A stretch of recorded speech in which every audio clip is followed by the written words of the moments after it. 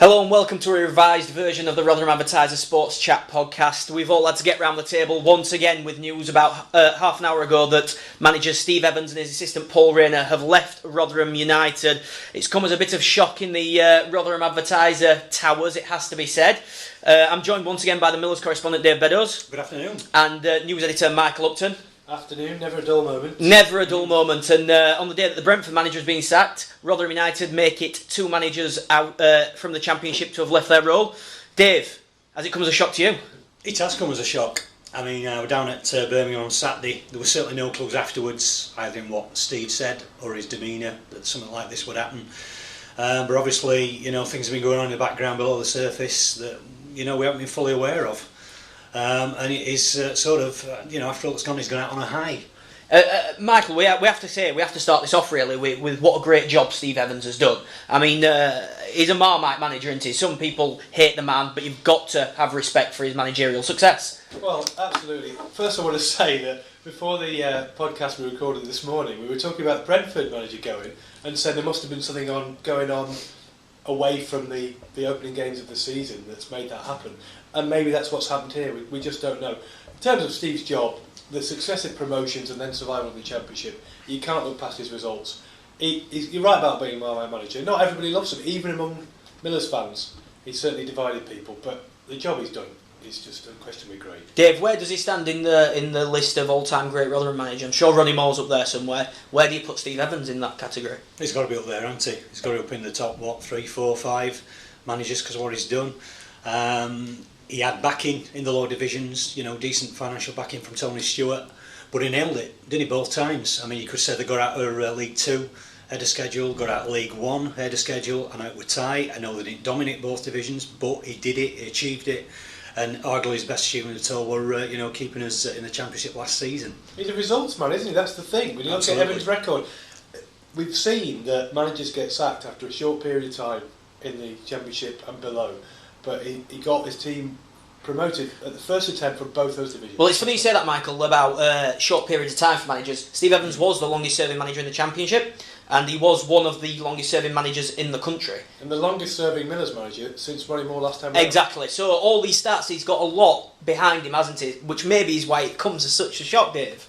Yeah, it is. I mean, it is. He's left. I think he deserved to. He's left with his stock quite high, hasn't he? I suppose he didn't want to go in a cloud. We had a really poor start to the season. I don't think anyone wanted to see him leave in them circumstances. He's bagged 2 really good wins and he's got out on a high, and he deserved to go out on the high. He's earned that. But that sort of suggests, Dave, that this was maybe planned beforehand. Once he got a few wins, he was going to be off. Who knows? Obviously, there's been discussions. I mean, it's been apparent for a week or 2 or 3 that maybe there was some talk, going on behind the scenes. There's been talk about direction the club were going to go in.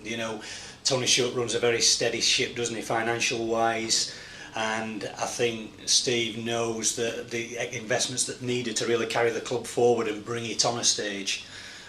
So maybe there's been a change in philosophy there, and they've got round the table and decided that it's best that each goes in their own directions. Michael, has there been any signs of this for you? Have you seen anything like this coming up? Have you?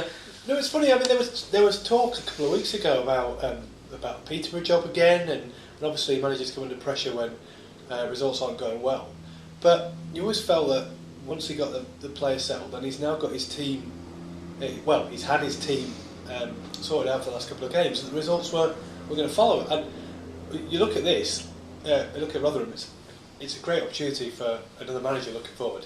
I mean, it's a great stadium, very loyal, solid, dedicated support. He's got a lot of talented players in that squad. Be interesting to see what direction the club goes. Well, next. that brings me nicely on to the next manager, Michael. Inevitably, when one manager loses his job or leaves his job, he has to be replaced. So let's have a look at some of the front runners for the Rotherham United job then, Dave. A lot of mention of former Sheffield Wednesday manager Stuart Gray. Known for being organised, solid, hard to beat. Is that what Rotherham United need at the minute? I think it is. I think it's a steady, safe pair of hands. He did a decent job with Wednesday, didn't he, last season? You can go for a sort of headline manager, but is that going to work? I mean, the resources at Rotherham United that are available means that any progress is going to be steady progress. and they want somebody who can bring. They want some continuity, don't they? Michael, one other betting website has Ian Holloway down as the favourite. What do you reckon to that?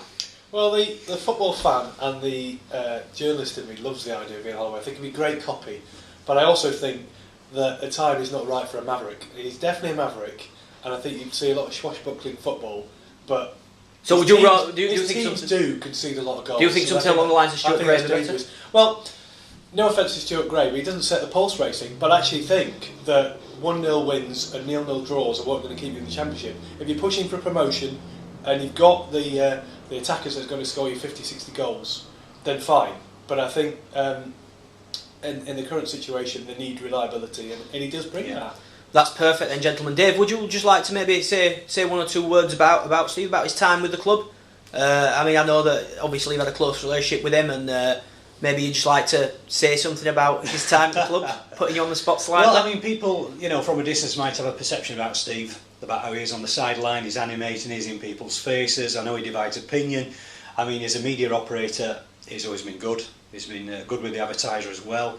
And I think history, will look upon him kindly. You can only, as Michael says, judge upon his results, and just look where Rotherham United were when he walked through the door and took charge of that first match at Shrewsbury, and look where they are now. From a fan's perspective, could I just say that plenty of managers are judged on the results, and Steve stand up well, but Miller's fans will look back at the Steve era for the memories. There was a lot of them. For the playoff final victory at Wembley and that last day victory against Aldershot. In a way, Steve is a bit of a maverick manager, and he's created a lot of excitement and a lot of controversy. And I think Rotherham would be less exciting without Steve. Well, I was just going to say it's been a great time to be a Rotherham United fan.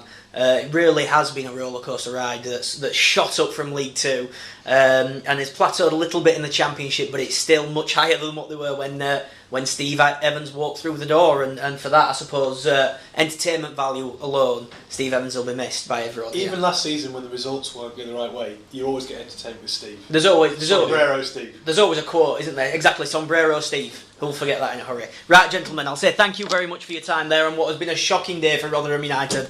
And we thank you for listening. Make sure you pick up Friday's Rotherham Advertiser for all the interviews, all the reaction and all the analysis that you need on Steve Evans and Paul Rayner leaving Rotherham United. Thank you.